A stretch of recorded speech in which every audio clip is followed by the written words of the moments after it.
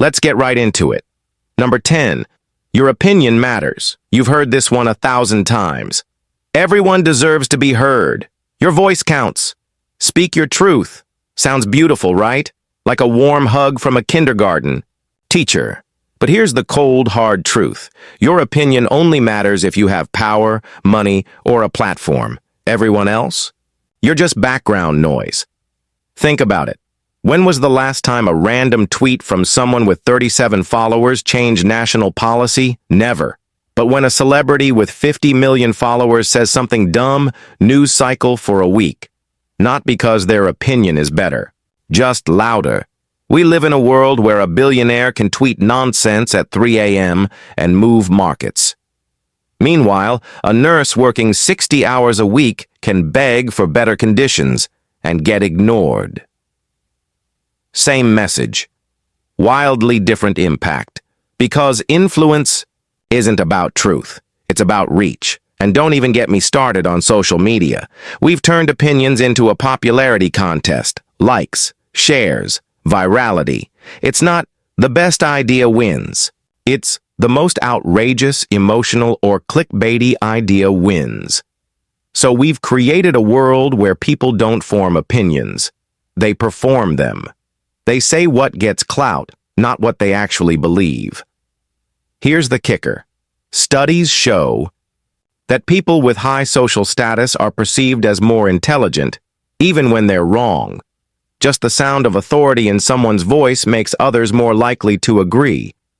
So, if you're quiet, poor, or unknown, good luck being taken seriously.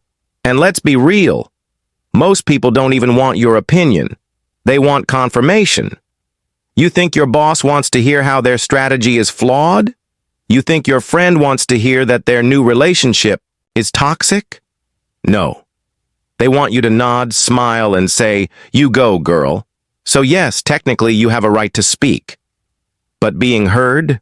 That's a privilege, not a right. So next time someone tells you your voice matters, ask them, matters to who? And what happens when I use it? Then watch them suddenly remember they have a dog to walk. Number 9. You'll find yourself one day. The ultimate spiritual cop-out. You're not lost. You're just on a journey to find yourself. Sounds deep. Sounds healing. Sounds like something you'd see on a $30 candle. But here's the lie. There is no self waiting to be found. You don't find yourself like a buried treasure. You build yourself like a startup, with failures, pivots, and occasional burnout. We've romanticized the idea of self-discovery like it's a tropical retreat with yoga and smoothies. But real growth? It's messy. It's painful. It's therapy bills and journal entries you're too ashamed to read, and it doesn't come from sitting on a mountain waiting for enlightenment. It comes from doing things that scare you. Yet we keep pretending that one day you'll wake up and suddenly know who you are, like magic, like you'll look in the mirror and finally understand your purpose. Spoiler, that day doesn't come, because identity isn't a destination, it's a process. And the people who seem the most together, they're not enlightened. They've just made peace with the fact that they're still figuring it out. And here's the dirty secret. Most people don't want to find themselves. They want to escape themselves. That's why we binge Netflix, scroll endlessly, chase relationships, jobs, and trends, anything to avoid being alone with our thoughts. Psychologists call this self-alienation. You spend so much time performing who you think you should be, the good employee, the fun friend, the perfect partner, that you lose touch with who you actually are. So instead of finding yourself, maybe the real goal is creating yourself on purpose, with intention. Even if it means failing, changing your mind, or disappointing people. But hey, that doesn't sell candles.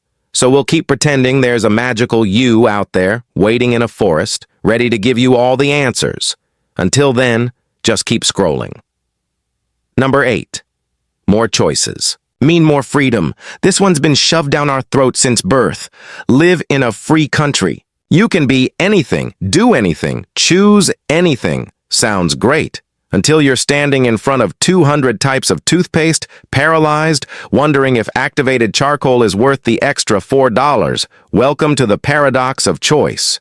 The more options you have, the more anxious and unsatisfied you become. Psychologist Barry Schwartz proved this in study after study. People offered fewer choices are not only faster to decide, they're happier with their decision. But give someone 50 kinds of cereal? They'll spend 20 minutes picking, then regret it the whole time they eat it. And this isn't just about shopping, it's about life, career paths, relationships, where to live, what to believe. We're drowning in options, and we're calling it freedom. But real freedom isn't endless possibility. It's clarity. It's knowing what matters and saying no to the rest. Ancient Stoics understood this. They didn't want more choices.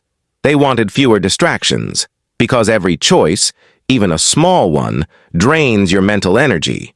Now, thanks to technology, we face thousands of micro-decisions every day. What app to open, what to scroll, what to buy, what to believe. Our brains weren't built for this. And the result? Decision fatigue, burnout, paralysis. And here's the cruel twist. The people with the most freedom are often the most miserable. The rich kid, who can do anything, ends up doing nothing.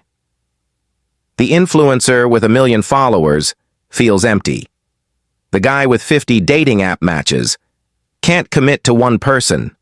Because when everything is possible, nothing feels meaningful. So no, more choices don't mean more freedom. They mean more pressure, more regret, more fear of making the wrong decision. True freedom? It's not having every door open. It's having the courage to close most of them and walk through one with confidence. But hey, keep swiping. Maybe the 1342nd option is the one. Number 7. Being busy means you're important. Raise your hand if you've ever said, "I'm so busy." Now raise your hand if you said it like it was a badge of honor. We've turned busyness into a status symbol. I barely slept. I've got back-to-back meetings. I haven't eaten all day. Sounds like a crisis, but we say it like we're winning at life. Newsflash. Being busy doesn't mean you're important. It means you're overwhelmed and possibly bad at prioritizing. Think about the people who actually have power. CEOs, billionaires, presidents. They don't brag about being busy. They have time. They delegate. They automate. They say no. Meanwhile, the people drowning in work, the overworked teacher, the nurse, the single parent, don't have time to brag. They're too busy surviving. But in our culture, if you're not busy, you're lazy. If you're relaxed, you're not trying hard enough. So we perform exhaustion like it's a sport, and social media made it worse. Now we don't just feel busy, we post about being busy. Another 14-hour day. Hustle never stops, with a photo of a messy desk and a cold coffee. But here's what no one admits. Most of the work we do isn't meaningful.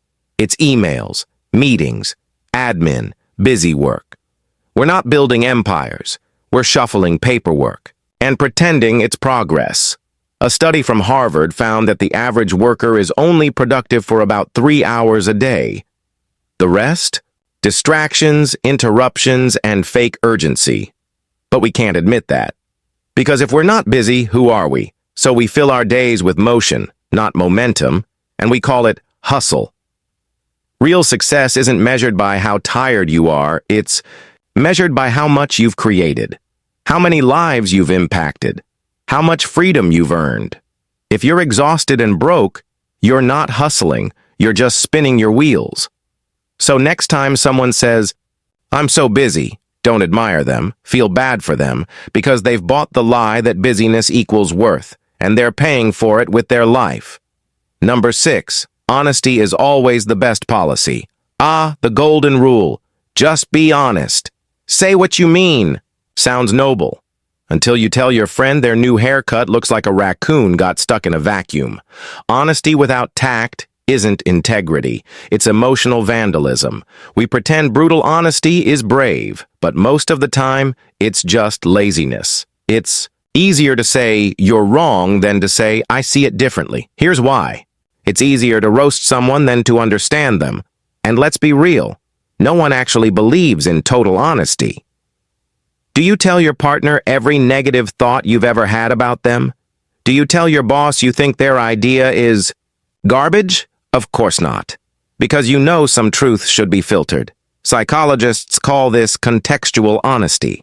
Truth matters, but so does timing, delivery, and intent. The goal isn't to dump raw truth on people. It's to help them grow. Sometimes that means being gentle. Sometimes it means waiting. Sometimes it means saying nothing at all. But we've created a culture where "I'm just keeping it real" is an excuse for being an asshole. Online, it's even worse. Anonymity plus honesty, key cruelty. People hide behind free speech while tearing others apart. And here's the irony. The people who brag about being so honest are often the worst liars in other areas, about their motives. Their insecurities, their own flaws. True honesty starts with yourself. Can you admit when you're wrong? When you're jealous? When you're scared? That's the hard part. So no, honesty isn't always the best policy. Strategic, compassionate truth-telling is, because the truth shouldn't hurt. It should heal. If it doesn't, maybe you're not being honest. Maybe you're just being reckless. Number 5. You need to love yourself before anyone else can love you. Cue the self-help music. It starts with you. You can't pour from an empty cup. Sounds empowering. Until you realize it's being used to shame people who are lonely. I'm not in a relationship because I don't love myself. Say it with me. This is not always true. Some people are single because they haven't met the right person. Some are single because dating apps are soul-crushing. Some are single because they live in a small town with 12 eligible humans, 11 of whom are related to them. But instead of saying that, we say, I must not love myself, because it's easier than admitting loneliness hurts. And here's the problem. Self-love isn't a prerequisite for love. It's a byproduct. Relationships aren't just about giving love. They're about receiving it, and sometimes being loved by someone else is what helps you learn to love yourself. Therapists see this all the time. People who grew up unloved, they don't magically fix themselves in isolation. They heal through connection, through being seen, accepted, and chosen. But we've turned self-love into a gatekeeper. No entry without full self-acceptance, which is fine if you're already whole, but if you're broken, that's a lifetime sentence. And let's be honest, no one truly loves themselves 100%, not even the influencers with perfect skin and perfect lives. Everyone has days they hate the mirror. Everyone has insecurities. Everyone wonders if they're enough, so demanding perfect self-love before dating, it's like saying you need $1 million before you can open a bank account. Love isn't a reward for being perfect. It's a journey you take while becoming human. Together. So stop waiting. Stop believing that you have to be fixed before. You're lovable. You don't. You're already worthy. Not because you love yourself perfectly, but because you're trying, and that's more than enough. Number 4. Technology is bringing us closer together. This was the promise, right? Video. Calls, social media, instant messaging. We'll be more connected than ever. And sure, we're connected. But are we closer? Let's look at the data. Loneliness is at an all-time high. Teen depression has doubled in the last decade. Most people say they have no one to talk to about serious problems. Meanwhile, we spend 4+ hours a day staring at screens. We hang out by liking each other's stories. We talk by sending memes. We date by swiping. We've replaced depth with convenience, and we call it connection. Tech was supposed to save time. Instead, it stole our attention. It promised freedom. Instead, it gave us addiction. And the worst part? The people who built this stuff won't let their own kids use it. Silicon Valley parents send their kids to screen-free schools. They hire nannies to keep phones away, but they sell the same products to the rest of us like it's harmless. It's like cigarette makers drinking water while selling smoke. These platforms aren't designed to connect you. They're designed to keep you scrolling. Every notification, every autoplay, every infinite feed, it's all engineered to hijack your brain, and it works. We check our phones over 100 times a day. We panic when the battery hits 10%. We'd rather text than talk. Real connection requires risk, eye contact, silence, emotion. Technology lets us avoid all of it. So no, we're not more connected. We're more conveniently isolated. We're surrounded by people and starving for real contact. Maybe it's time to stop pretending our devices are bringing us together and start asking, what have we lost in the name of connection? Number 3, one day, everything will make sense. This is the big one. The dots will connect in hindsight. Everything happens for a reason. It's all part of the plan. We say this when life doesn't make sense, when we lose a job, when a relationship ends, when someone dies. We comfort ourselves with the idea that someday we'll look back and finally understand. But here's the lie. Some things will never make sense. Some pain has no purpose. Some losses have no lesson. Some moments are just random. Our brains hate randomness, so we invent meaning. We see patterns in chaos. We turn tragedy into destiny. But the universe isn't a story with a plot. It's physics, chance, and biology. Sometimes bad things happen, not because you failed, not because it was meant to be, but because life is unpredictable. And that's okay. In fact, it's liberating. Because if there's no grand plan, then you're not failing a test. You're not being punished. You're just living, and that means you get to create your own meaning. Not wait for it to be revealed. You don't need a reason to heal. You don't need a reason to keep going.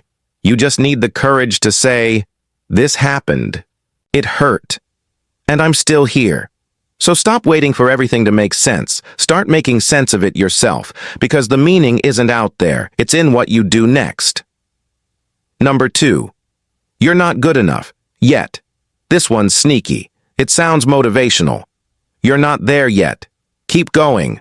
But it's just perfectionism in a hoodie, because not yet implies there's a finish line, a moment when you'll finally be enough, when you'll stop doubting, stop striving, stop feeling like a fraud. But that moment doesn't exist. As soon as you hit one goal, a new one appears, and the voice says, not yet. This lie keeps you chasing, but never arriving. It turns growth into guilt, progress into pressure. And who benefits?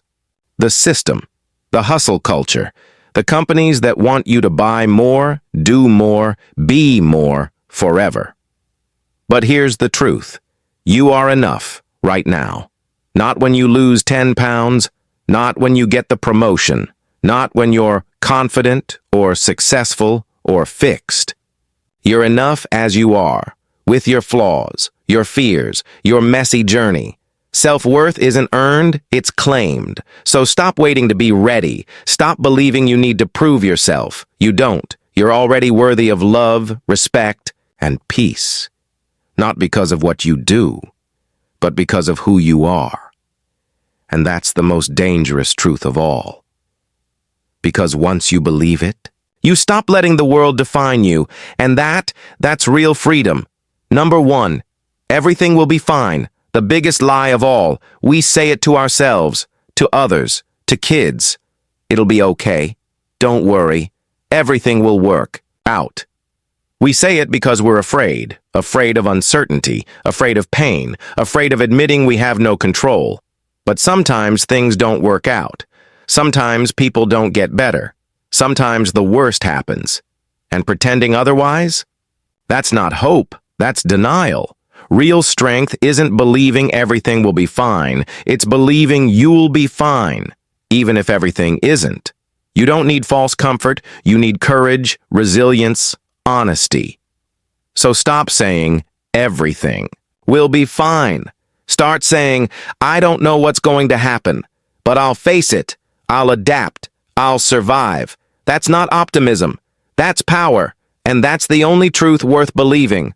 That's all for today. These are the lies we tell ourselves and each other to make life feel safer, simpler, more fair. But the truth? It's messier, harder, more real, and that's okay, because once you stop pretending, you can finally start living. If this hit home, smash that like button, subscribe for more videos that cut through the noise, and drop a comment. Which lie do you pretend is true? I'll be making more of these. Because the truth, it's not always comfortable, but it's always worth telling. See you in the next one.